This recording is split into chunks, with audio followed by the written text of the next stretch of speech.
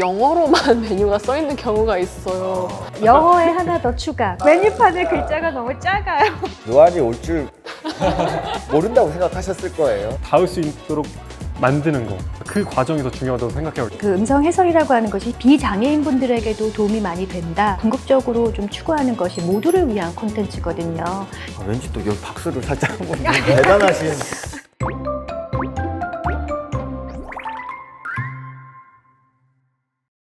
안녕하세요, 한경록입니다. 복잡한 세상 톡 터놓고 이야기하는 우리 모두의 복지 수다 복톡방에 오신 여러분 환영합니다. 오늘도 수다 나눠볼 새로운 톡방이 열렸고요. 함께 이야기 나눠주실 게스트 세 분 나와 계십니다. 안녕하세요. 한 분씩 간단하게 인사 부탁드릴게요. 네, 안녕하세요. 저는 공익 전문 매체 더나미래의 최빈 기자입니다. 네, 안녕하세요. 저는 미션잇의 대표를 맡고 있는 김병수라고 합니다. 안녕하세요. 저는 한국컨텐츠접근성연구센터 대표 문화 접근성 기획자로 활동하고 있는 서수연이라고 합니다. 반갑습니다. 반갑습니다. 예빈님, 지난 시간에 이어서 또 이번 복덕방에 참여해 주셨는데 소감이랑 기대되는 점이 있으면 말씀 부탁드릴게요. 지난번에는 제 일을 좋아하는 기자 최빈이 좀 관심이 많은 주제였다면 이번에는 노는 걸 너무 좋아하는 인간 최빈이 관심 있는 주제여서 오늘 시간이 기대가 됩니다. 저는 좀 문화생활을 좋아하다 보니 매체로 OTT로 보는 것도 좋아하고 또 밖에 나가서 문화생활을 즐기는 것도 좋아하는데 그런 걸 즐기다 보면 왜 이렇게 휠체어석은 구석에 있지? 이런 것처럼 유니버셜 디자인이라던가 접근성에 대한 생각이 할 수밖에 없더라고요. 그래서 또 오늘 이렇게 많은 이야기를 듣게 돼서 너무 반갑고 기대가 됩니다. 저도 기대가 됩니다. 자, 수연님은 음성 해설 작가라고 소개를 해주셨는데 생소하신 분들도 계실 것 같아요. 음성 해설 작가가 어떤 건지 소개 좀 부탁드릴게요. 화면 해설로 많이 알려져 있는데요. 이제 화면 해설 그리고 음성 해설 이렇게 하고 있는데 그건 시각장애인 분들은 보통 드라마나 영화, 공연, 미술관, 박물관 가실 때 시각적으로 많이 장벽을 느끼실 거예요. 이제 그런 것들을 언어로 번역해서 들려드린다라고 하는 그런 직업입니다. 번역이란 말이 맞겠네요. 네, 번역입니다. 안 그래도 번역학에서 연구가 되고 있고요. 그래서 기호간 번역에 해당이 됩니다. 이미지라는 그 기호 그리고 모호한 소리라는 기호 이것을 언어라는 기호로 번역을 한다고 그래서 한국외국어대학교 영어번역학과에서도 음성해설 번역과 접근성이라는 강의를 또 진행을 하고 있습니다. 네. 언어뿐만 아니라 어떤 몸짓이나 이런 소리까지도 다 번역을 해주신다는 거죠? 네, 그렇죠. 이게 번역이라고 하면 정말 좋을 것 같습니다. 네. 아, 근데 수연님은 대표작이 어마어마하신 것 같아요. 간단하게 좀, 복잡하게 설명 좀 해주세요. 저는 이제 2003년도에 한국에서 처음으로 이제 이 화면 해설 방송이 시작했을 때 대추나무 사랑 걸렸네라는 드라마로 너무 오래됐죠. 또 알아봐 주셔서 너무 감사하고 이사랑 통역되나요? 그리고 원더풀스 또 작업을 또 한 게 있어서 또 자랑스럽게 말씀을 드리고 있습니다. 공연에서는 조시고와 북수의 씨앗이라는 공연, 벚꽃동산 이제 이렇게 공연하고 있습니다. 그 음성 해설이라고 하는 것이 시각장애인 분들에게 필요한 콘텐츠 서비스다라고 생각을 하셨는데 비장애인 분들에게도 도움이 많이 된다. 그리고 그들도 함께 즐길 수 있다. 그래서 제가 궁극적으로 좀 추구하는 것이 모두를 위한 콘텐츠거든요. 조금 이제 과거의 조금 작품이긴 하지만은 브람스를 좋아하세요라는 SBS 드라마라거나 더킹 영원의 군주라는 드라마가 비장애인 분들에게 그 화면 해설이 상당히 사랑을 받았어요.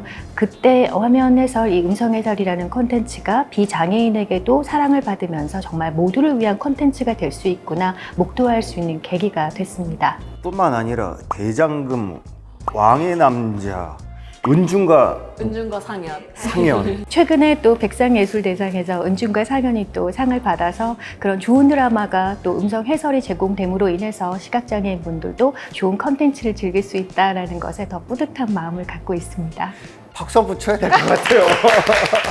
그러면 수연님, 혹시 지금 복덕밤 이 스튜디오 상황을 음성 해설로 좀 풀어주실 수 있을까요?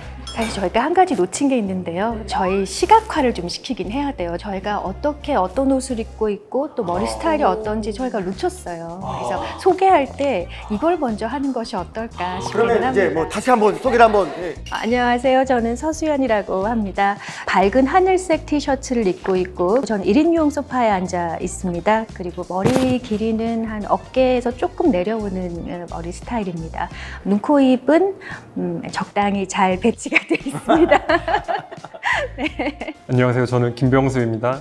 거의 화이트에 가까운 셔츠를 입고 있고요. 단추를 2개 풀러가지고 그 사이에 마이크를 끼고 있습니다. 그리고 검정색 바지를 입고 있고 진행자님 옆에 같이 앉아 있습니다. 저는 한경록이고요. 진행을 맡고 있고요. 병수님 옆에 2인용 소파에 앉아 있고 검정색 스키니 진 바지를 입고 있고 상의는 표범무늬 강렬하게 좀 오늘 힘을 줘봤고요. 눈, 코, 입도 그냥 적당히 붙어 있습니다. 예. 그리고 만나 뵙게 돼서 반갑고 오늘 배우는 자세로 임하겠습니다. 감사합니다. 네, 저는 최예빈이고요. 저는 가장 오른쪽 자리 1인용 소파에 앉아 있고 짙은 초록색 카라가 있는 상의에 검은색 슬랙스 바지를 입고 무릎에는 쿠션을 올려두고 있습니다. 너무 다 잘하셔가지고요. 네.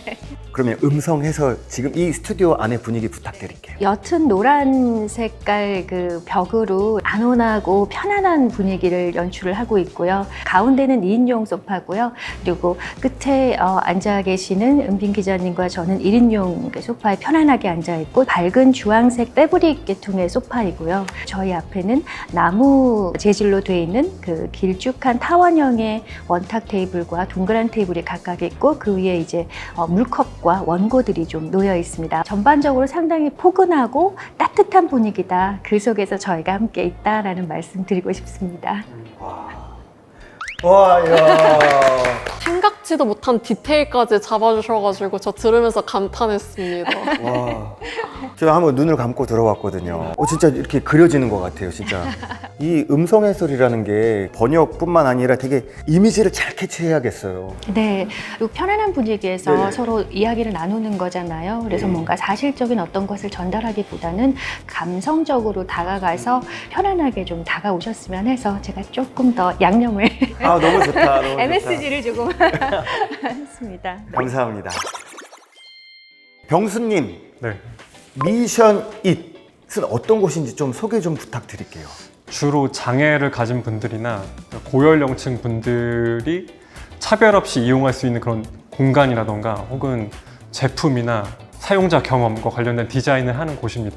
최근에 했던 프로젝트 중에 미술관이라는 공간에 시각장애인이 올 수도 있고 발달장애인이 올 수도 있는데 미술관이라는 곳이 좀 보이는 사람들을 기준으로 해가지고 작품들도 그렇고 디자인들이 되어 있잖아요. 근데 시각장애인이나 발달장애인이나 혹은 난독증을 가지고 있는 이런 사람들이 왔을 때 어떻게 하면은 미술관을 더 잘 이용할 수 있을지, 그러기 위해서는 어떻게 안내서가 필요하고 어떤 이제 도구들이 필요할지 그런 것들을 저희가 디자인하기도 하고 OTT 서비스를 장애를 가지고 있는 사람들이 어떻게 잘 볼 수 있을지, 앱의 레이아웃이나 접근성이 어떻게 개선이 돼야 될지 그런 것들을 연구하고 있는 그런 기업입니다.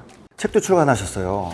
일단 모두를 위한 디자인, 또 인클루시브 디자인 MSV 시리즈에 대해서도 간단하게 소개 좀 부탁드릴게요. MSV는 밋 소셜 밸류라고 해가지고 사회적 가치를 만나다의 그 약자인데요. 접근성 측면에서도 되게 중요한 문제인데 수면 위로 잘 드러나지 않았던 그런 문제들을 저희가 주요 이슈로 담고 디자인적인 관점에서 보는 건데요. 예를 들면은 장애를 가지고 있는 아이들의 그 놀이와 비장애인 아동들이 같이 어울려 놀 수 있는 그런 모두를 위한 놀이, 그리고 시니어 세대의 디지털 접근성과 포용적인 디자인, 어쨌든 이런 각 호마다 주제를 가지고 나서 장애인이나 혹은 고연령층인 많은 분들이 잘 이제 접근할 수 있는 그런 공간이 될 수 있을지, 혹은 제품이나 서비스가 될 수 있을지 인사이트를 담는 책이라고 볼 수가 있습니다.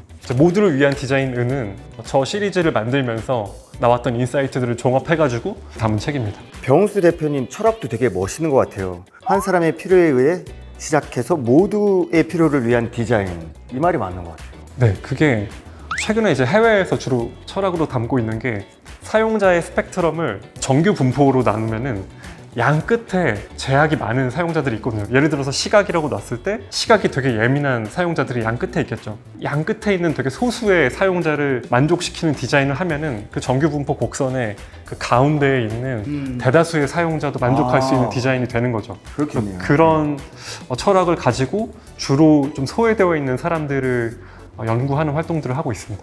예.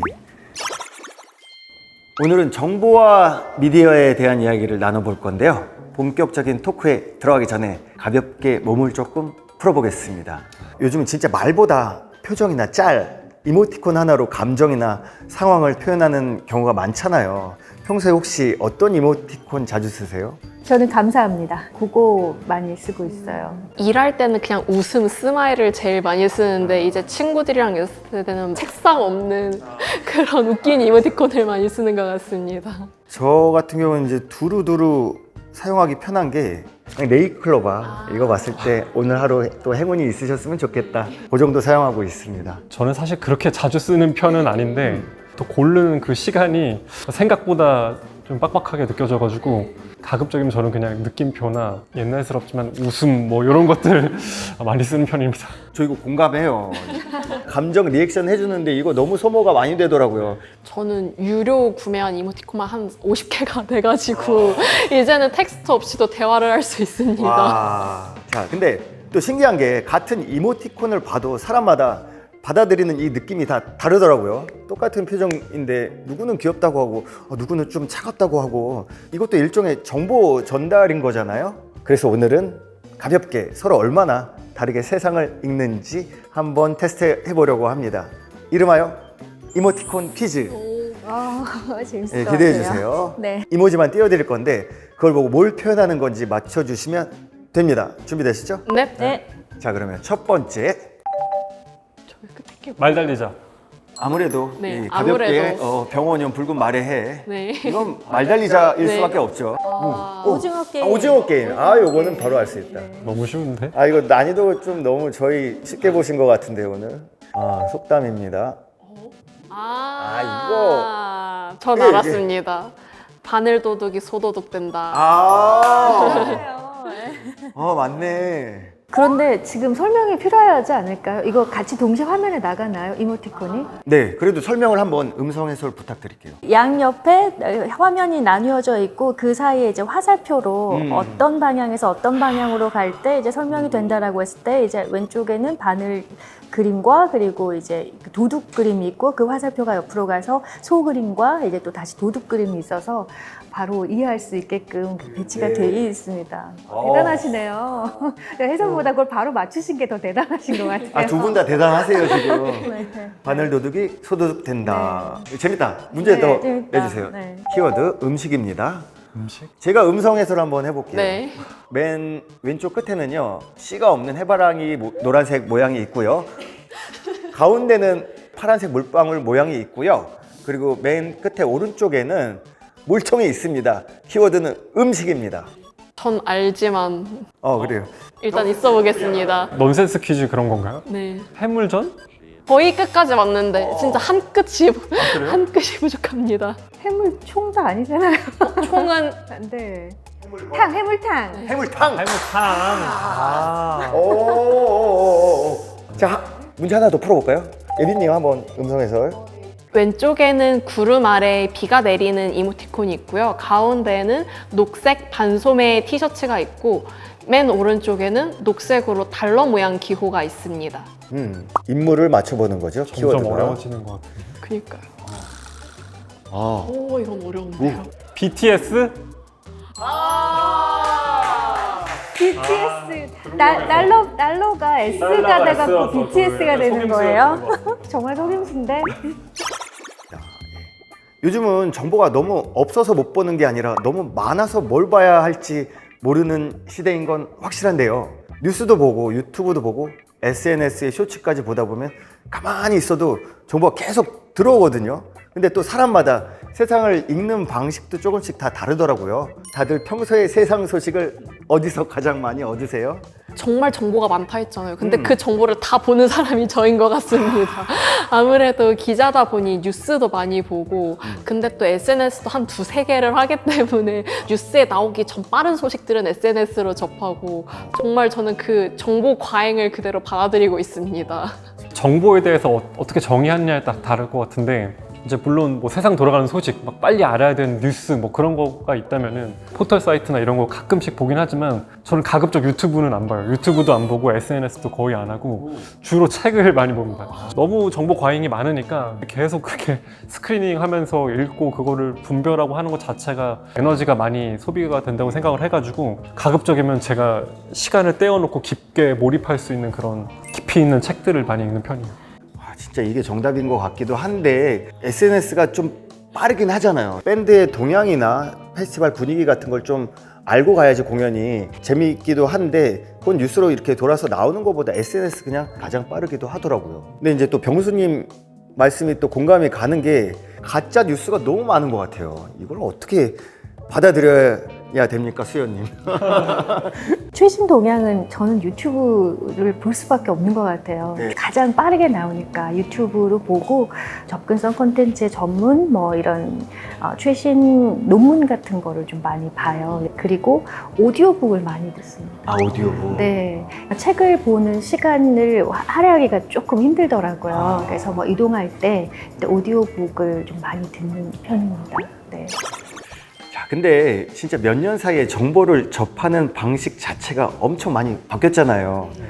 세 분 모두 업계에 계시면서 이런 변화를 더 가까이 체감하셨을 것 같은데 어떠세요?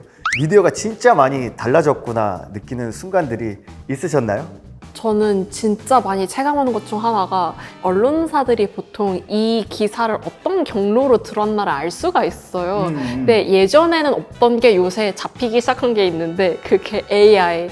그러니까 저희 기사 접근 경로가 AI가 저희 거를 출처를 달아주니까 그거를 눌러서 들어오는 층이 꽤 많더라고요. 그래서 사람들이 더 이상 정보를 포털도 아니고 유튜브도 아니고 AI에 검색하는구나. 이제는 모든 길은 AI로 통한다가 됐다를 느끼고 있습니다. 진짜 빨리 변하네요, 시대가. 저도 전문 서적이나 네. 논문 같은 거 검색 같은 거 하는데 제가 원하던 키워드에 그런 것들이 이제 검색이 되더라고요. 목차를 쭉 보니까 아 좋다 이거 전자책으로 봐야겠다 싶었는데 맨 마지막에 보니까 이 책은 AI를 기반으로 해가지고 만들어진 책입니다 라는 게 붙어 있더라고요. 되게 당황스럽기도 하고 오리지널리티가 점점 좀 많이 사라지고 있는 시대가 되고 있구나. 물론 책을 뭐 쉽게 그렇게 출판하는 것도 좋기는 하지만 나름대로 그 전문성을 지니고 있는 그 작가의 오리지널리티가 있는데 그것들이 점점 희석되고 AI의 그 제너럴한 정보들이 너무 쉽게 그 상단에 노출되는 시대가 되고 있구나라는 게 약간 좀 뼈가 아픈 느낌이었어요. 작가로서. 네. 근데 또 이제 미디어 환경이 바뀌면서 화면 속에 등장하는 사람들의 모습도 조금씩 달라지고 있는 것 같거든요. 특히 장애인을 보여주는 방식이 예전과는 좀 많이 달라졌다고 느끼실 때가 혹시 있으신가요? 네, 저는 확실하게 느끼고 있는 게 제가 이제 그 대학원 석사 논문을 장애인이 드라마에서 어떻게 전시를 하고 있는가 이제 2009년부터 2019년까지 이제 드라마를 다 확인을 해가지고 이제 한번 살펴봤어요. 과거의 드라마의 경우는 거의 장애를 극복의 대상으로 어떤 실현의 대상으로 이제 했다 그러면 이것이 바뀌게 된 드라마가 있어요. 그 드라마가 바로 김은숙 작가의 태양의 후예 였습니다. 2016년 드라마인데요. 그 드라마에서 처음으로 휠체어를 탄 그 의사가 있어요. 되게 밝고 명랑하고 되게 전문적인 여성이 휠체어를 타고 등장해서 상당히 어떤 사회 신선함을 던져줬거든요. 그리고 또 2019년도에 뭐 초면에 사랑합니다 라는 드라마가 있었는데 거기도 시각장애인 오빠가 나오는데 너무나 밝게 나와요. 되게 계급 캐릭터였어요. 그래서 우리가 사회가 되게 장애를 우울하거나 어떤 극복의 대상으로 전시하지 않는구나 라고 생각했는데 아쉽게도 그 이후에는 드라마에 장애인들이 드러나지 않는 거예요. 왜 그럴까요? 저도 모르겠어요. 그 다음에 제가 연구를 다시 못했는데 또 영화가 또 개봉이 됐죠. 좀비가 나오는 군체. 거기에 또 김신록 배우님이 휠체어를 타는 그 이제 누나로 나오는데요. 보통 이제 클리셰라고 그러면 휠체어를 탄 장애인이 재난물에 나타났다 그러면 되게 민폐를 끼치는 그럴 것이다라고 생각하는데 전혀 그렇지 않고요. 다른 사람들을 구한다거나 그렇게 아주 멋진 모습을 보여주었어요. 그래서 야, 이렇게 또 달라지는구나. 장애가 어떤 식으로 매체에 그려지는지 또 기대를 하게 만드는 영화이기도 했었습니다. 저도 조금 덧붙이고 싶은데 예. 휠체어를 타고 있으면 그 사람이 장애인인 건 누구나 다 알아요. 근데 사실 장애 안에는 보여지지 않는 장애도 되게 많이 있고 그런 그 다양한 장애 스펙트럼이 있는데 보여지는 장애만 한정돼서는 좀 안 될 것 같다는 생각이 들고 한 가지 조금 언급을 하고 싶었던 거는 구분을 잘 못하시는 게 하나 있더라고요. 말이 약간 어눌할 수 있는 거는 그 뇌병변 장애를 가지고 있는 분들도 가능하시거든요. 근육의 경직으로 이렇게 약간 이렇게 말을 느리게 하시거나 그러실 수가 있는데 말을 더듬는 게 지적으로 부족해 보이는 것과 연결지어서 이렇게 드라마에서 나오는데 그런 것들은 좀 미디어에서 개선을 해야 될 것 같습니다. 말씀을 들어보니까 예전에 비해서는 장애를 바라보는 시선이 편견 없이 굉장히 좋아지기도 했지만 또 병수님께서 말씀하신 것처럼 다양한 장애에서도 오해 없이 보여주셨으면 좋겠다는 말씀 잘 들었습니다. 사실 미디어에 어떤 정보를 만들어서 보여준다라고 하는 그 분들은 사실 어쩜 권력을 가지고 있는 거잖아요. 맞네요. 근데 그 권력에는 책임이 또 따라야 하고 그 책임은 결국은 이제 어떤 식으로 잘 만들어져서 보여줘야지 사람들에게 편견을 주지 않는가에 대한 부분도 좀 공부를 하셔서 만들면 더 좋지 않을까. 또 이제 그런 사회가 되지 않았나 싶기도 합니다. 근데 정보를 보는 사람만큼이나 그걸 만들고 전달하는 사람들의 고민도 점점 많아지고 있는 것 같아요. 세 분도 각자의 방식으로 전달하는 일을 하고 계시는데 평소에 어떤 부분을 가장 신경 쓰시는지? 아무래도 기사는 그 누가 볼지 모르는 거잖아요. 그래서 제가 처음에 기사 쓰는 법을 배웠을 때 이거는 초등학교 2학년이 봐도 알아들을 수 있을 정도로 쉽게 써야 한다. 그런 말을 들은 적이 있어서 누구나 쉽게 읽을 수 있는 텍스트를 많이 신경 쓰는 것 같고 그 다음에 저도 모르게 되게 차별적인 표현이 익숙해진 거 있잖아요. 뭐 예를 들면 분식회계 아니면 뭐 반팔 이런 것처럼 우리 생활에 스며든 차별적인 표현들을 저도 조금 필터링 하려고 노력은 하고 있습니다. 네네. 분식회계가 왜 차별이죠? 꾸며낸다 화장 그런 표현이어가지고 그래요? 좀 지양하는 게 좋다라고 저도 최근에 배웠습니다. 저도 배웠다. 감사합니다. 병수님. 닿을 수 있도록 만드는 거, 그 과정이 더 중요하다고 생각해요. 예를 들면은 난독증을 가진 분과 이제 인터뷰를 해본 적이 있는데 도서관에 갔을 때 원하는 책을 찾고 싶은데 이제 검색을 하면 나오잖아요. 그 기호를 보고 맞는 도서관 위치에 가서 그 책을 한 권을 꺼내는 것 자체가 모래사장에서 모래알 찾기 뭐 거의 그런 수준이기 때문에 또 다른 문제가 되는 거거든요. 저는 그런 쪽에 요새 많이 신경을 쓰고 있는 것 같습니다. 그러면 수연님은 음성 해설 작업하실 때 특별히 더 집중해서 보게 되는 부분이 있으실 것 같아요.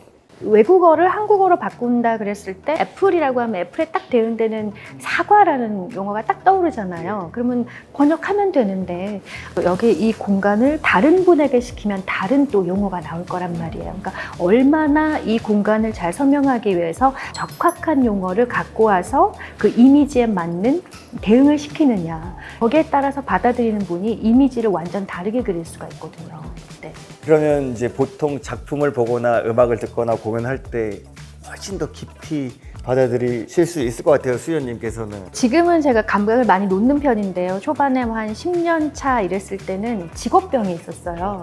극장을 가든 뭐 TV를 보든 머릿속으로 계속 저 어떻게 이미지를 언어로 바꾸지? 저 어떻게 해설하지? 아바타를 어렸을 때 봤을 때 정말 충격이 컸어요.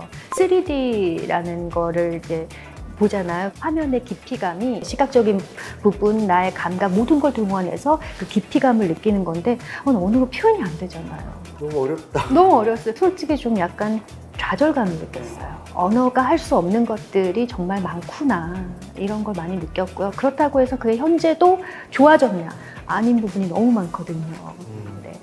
왠지 또 여기 박수를 살짝 한번 대단하신 많이 노력해 주세요.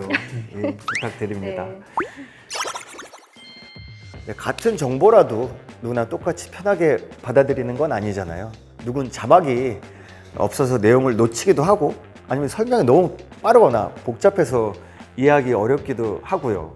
세 분 일하시거나 생활하시면서 이건 누군가에겐 정말 어렵겠다 이렇게 느꼈던 순간들이 있으셨을까요? 진짜 사소한 것부터 지금 하나 뚝 네. 던져보자면은 가끔 되게 힙한 카페들 있잖아요. 예.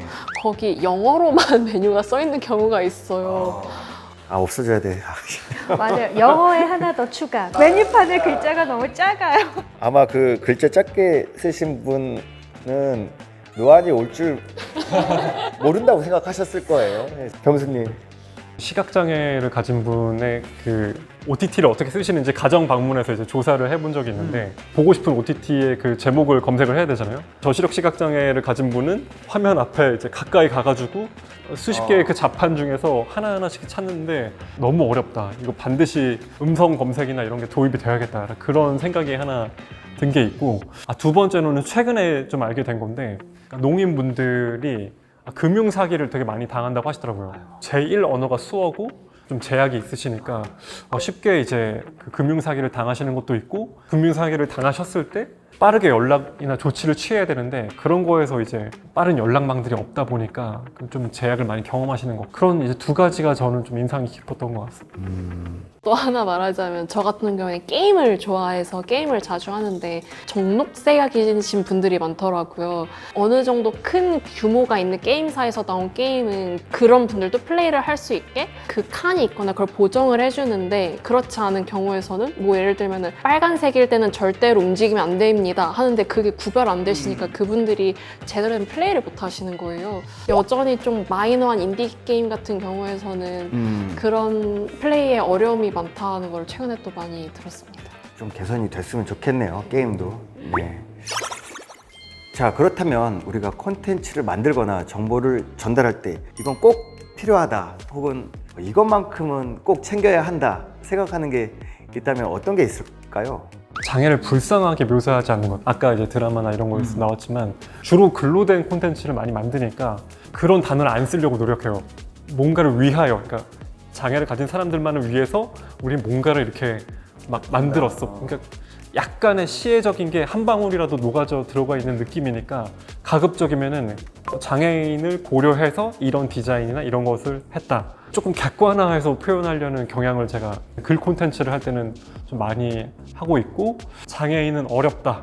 그렇게 이제 표현을 하다 보면은 장애를 가지고 있기 때문에 내가 어려움이 생겼다, 개인의 문제로 좀 연결이 될 수 있으니까 가능하다면은 제약을 경험한다라는 표현을 많이 써요. 왜냐하면 그 제약을 주고 있는 게 우리 환경이기 때문에 지금 이제 만들어진 환경 자체가 비장애인 중심으로 만들어져 있으니까 시각장애를 가지고 있는 사람들이 제약을 경험하게 되는 거죠. 그러니까 어려움이라는 표현보다는 그런 제약을 경험한다라는 표현을 많이 쓰게 되는 것 같습니다. 위하여보다는 고려, 어려움보다는 제약. 네. 오늘도 정말 유익한 시간입니다. 네, 앞으로 미디어나 콘텐츠 환경이 어떤 방향으로 바뀌었으면 좋겠다고 생각하시나요? 요즘 이제 이미지 정보가 많은데 너무나 시각적이고 되게 충격적이고 화려하고 멋있잖아요. 거기에 만약 음성 해설이 없다 혹은 자막이 나오지 않는다, 그러면 많은 분들이 아마 그 정보를 받아들이지 못하실 거예요. 접근성 콘텐츠에 대한 관심을 많이 가지고 어떤 식으로 함께 그 콘텐츠에 접근성 콘텐츠가 들어갈 수 있는가 고민을 하면서 만들면 더 좋아지지 않을까 생각합니다. 두 분이 워낙 전문가시니까 제 이상향을 말해보자면 접근성 같은 거를 고려한 것이 나왔을 때 그게 더 이상 호들갑 떨어도 되지 않는, 뭐 예를 들면 한국에서 어떤 가수가 콘서트를 했는데 거기 수어 통역사가 같이 있었다 하면 되게 긍정적으로 붐업이 되잖아요. 그게 너무 당연해져서 왔네, 당연한 거 아니야? 이런 식으로 반응을 할 수 있게 된다던가, 어떻게 보면 당연한 건데 저희가 제공을 안 하는 거잖아요. 당연한 게 당연시가 됐으면 좋겠다라는 게 제 바람입니다. 정말 좋네요. 저도 그 사회가 빨리 왔으면 좋겠어요. 오늘 복덕방 모두 좋은 말씀 해주셨는데 소감 한 말씀씩 부탁드릴게요. 어떻게 보면 제가 접근성에 대해 이제 알아가는 단계라고 생각하는데, 그럼에도 불구하고 제가 여전히 잘 모르고 더 여전히 고려해야 하고 또 알아가고 싶은 세계들이 더 많이 생긴 것 같아서 오히려 너무 감사한 시간이었습니다. 감사한 시간이었습니다. 네. 감사합니다. 잘 몰랐던 영역들, 뭐 여러 가지 이야기들을 이제 들으면서 제 지경이 되게 넓혀지는 그런 시간이었던 것 같습니다. 저도 좋은 시간이었고 마무리라 하나 뭐 네네. 말씀드리고 싶은 게 있는데 이번에 책이 나옵니다. 저도 보이지 않지만 볼 수 있는이라는 책으로 음성해설의 역사부터 시작해서 접근성이 왜 필요한지에 대한 책을 이제 인문 에세이로 나오는 책이고요. 보이지 않지만 볼 수 있는. 볼 수 있는. 네, 감사합니다. 저는 오늘 정말 모르는 내용들을 많이 배웠고요. 여러분들이 말씀하시는 거를 쭉 듣다 보니까 접근성을 위한 어떤 노력이나 아니면 음성 해설이나 이거 자체가 예술의 한 장르인 것 같아요. 여러분들이 예술가라고 느꼈습니다. 그래서 앞으로도 또 이렇게 또 좋은 다양한 더불어 잘 살 수 있는 세상을 위해서 힘써 주셨으면 좋겠습니다. 감사합니다. 그럼 저는 다음에 또 재밌는 수다거리를 들고 찾아오도록 하겠습니다. 우리 같이 인사할까요? 하나, 둘, 셋. 안녕.